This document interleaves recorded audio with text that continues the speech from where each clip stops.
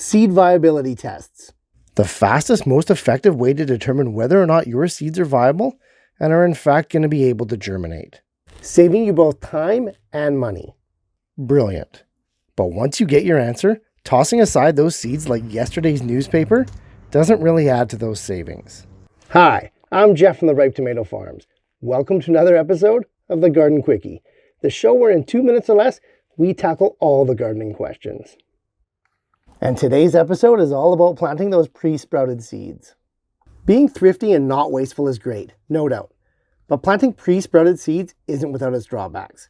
Here's a few reasons not to plant pre-sprouted seeds.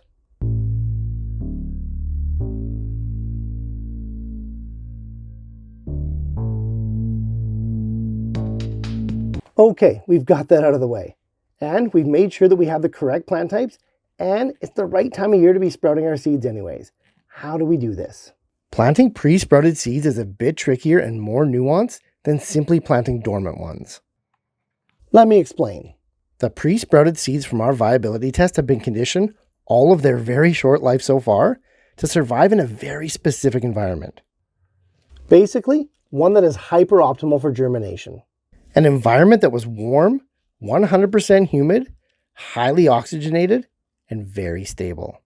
To have the best chance at moving these seeds to a traditional soil setup, i.e. planting them, you have to minimize any of the changes in those parameters.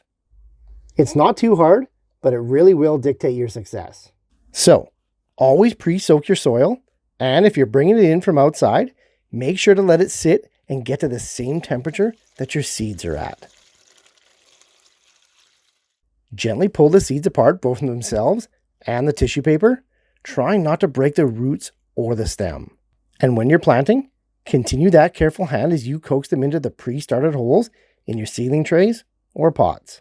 Cover them up with a clear dome to keep the conditions as stable as possible, and watch for any signs of plants not making it. Within 24 hours, you'll know if the transplant was successful.